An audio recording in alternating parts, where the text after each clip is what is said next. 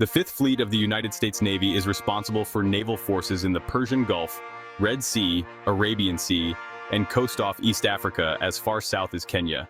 It shares a commander and headquarters with U.S. Naval Forces Central Command, NAVCENT. As of 2015, the commander of the Fifth Fleet is Vice Admiral John W. Miller. Fifth Fleet NAVCENT is a component command of and reports to U.S. Central Command, CENTCOM. The Fifth Fleet was initially established on the 26th of April 1944 from Central Pacific Force under the command of Admiral Raymond Spruance. The ships of the Fifth Fleet also formed the basis of the Third Fleet, which was the designation of the Big Blue Fleet, when under the command of Admiral William F. Halsey, Jr. Spruance and Halsey would alternate command of the fleet for major operations, allowing the other admiral and his staff time to prepare for the subsequent one. A secondary benefit was confusing the Japanese into thinking that they were actually two separate fleets, as the fleet designation flipped back and forth. Following the end of World War II, the Fifth Fleet was deactivated.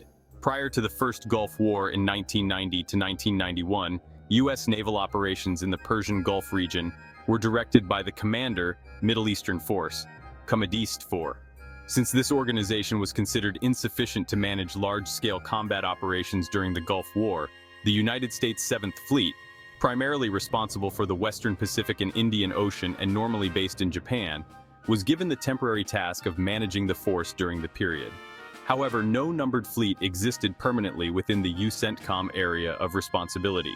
By July 1995, a new numbered fleet was deemed necessary. After a 48-year hiatus, the U.S. Fifth Fleet was reactivated, replacing Commandiste 4, and it now directs operations in the Persian Gulf, Red Sea, and Arabian Sea. Its headquarters are at NSA Bahrain, located in Manama, Bahrain. For the early years of its existence, its forces normally consisted of an aircraft carrier battle group, CVBG, an amphibious ready group, ARG, surface combatants, submarines, maritime patrol and reconnaissance aircraft, and logistics ships. However, with the war on terrorism, the naval strategy of the U.S. has changed. The regular deployments of the Cold War are now a thing of the past. Consequently, the policy of always maintaining a certain number of ships in various parts of the world is also over. However, its usual configuration now includes a carrier strike group, amphibious ready group or expeditionary strike group, and other ships and aircraft with almost 15,000 people serving afloat and 1,000 support personnel ashore. Carrier Group 3 formed the core of the naval power during the initial phase of Operation Enduring Freedom in 2001. Commander Carrier Group 3, Rear Admiral Thomas E. Zellebore, arrived in the Arabian Sea on the 12th of September 2001 and was subsequently designated Commander Task Force 50, CTF-50, commanding multiple carrier strike groups and coalition forces. The task force conducted strikes against Al-Qaeda and Taliban forces in Afghanistan. Task Force 50 comprised over 59 ships from 6 nations, including 6 aircraft carriers, stretching over 800 nautical miles. Fifth Fleet forces peaked in early 2003, when 5 USN aircraft carriers, CV and CVNs, 6 USN amphibious assault ships, LHAs and LHDs, and their embarked USMC air-ground combat elements, their escorting and supply vessels, and over 30 Royal Navy vessels were under its command. In the Persian Gulf, United States Coast Guard surface ships attached to the Fifth Fleet were under the command of Destroyer Squadron 50, CDS-50, commanded by Captain Peterson of the Navy. Boutwell, Walnut, and the 4 patrol boats were part of this group. The shore detachments, MCSD and Pat for Sway, also operated under the command of CDS-50. For actual operations, the Coast Guard forces were part of 2 different task forces. The surface units were part of Task Force 55, CTF-55. Command of CTF-55 actually shifted during OIF.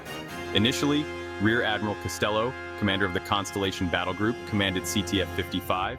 The surface forces were designated Task Group 55.1, TG 55.1, with CDS-50 as the task group commander.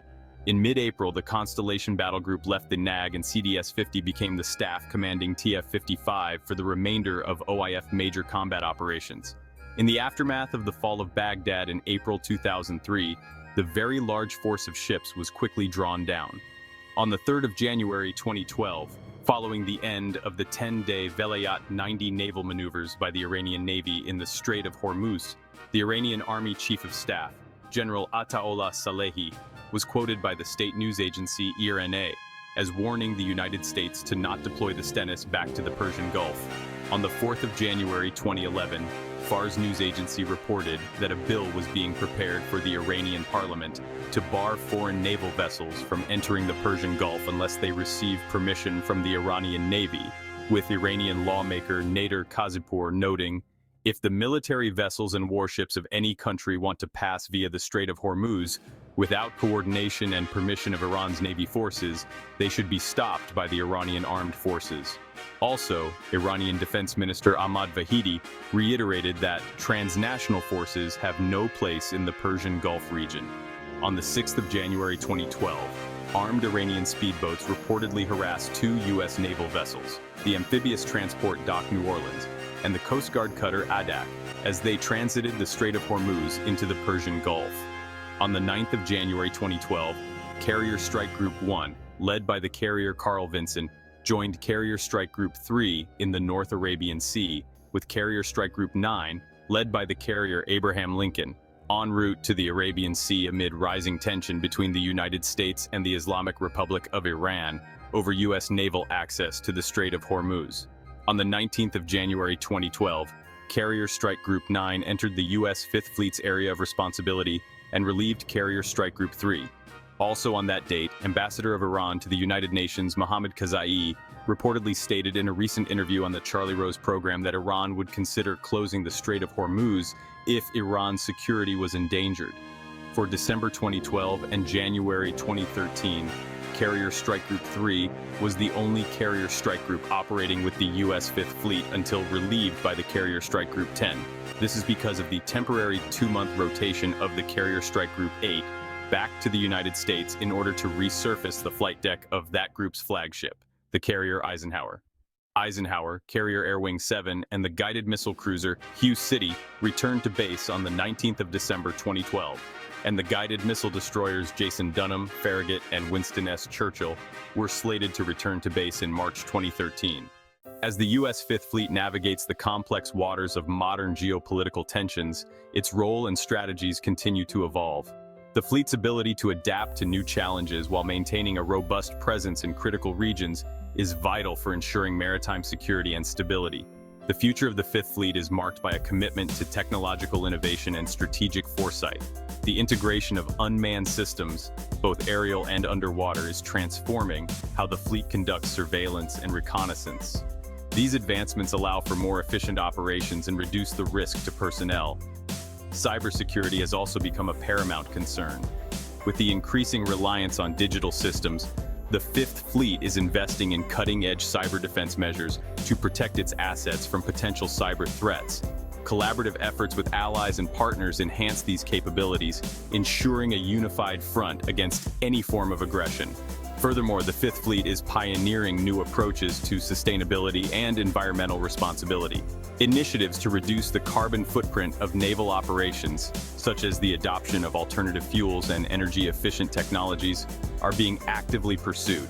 These efforts not only contribute to global environmental goals, but also enhance the fleet's operational resilience. In terms of strategic partnerships, the Fifth Fleet continues to strengthen its alliances with regional navies. Joint exercises and training programs are fostering greater interoperability and mutual understanding. These collaborations are crucial for maintaining a collective security posture in the face of evolving threats. As we look ahead, the Fifth Fleet remains a cornerstone of U.S. naval power and a guardian of maritime freedom. Its ability to innovate, adapt, and collaborate ensures that it will continue to play a pivotal role in safeguarding the interests of the United States and its allies for years to come.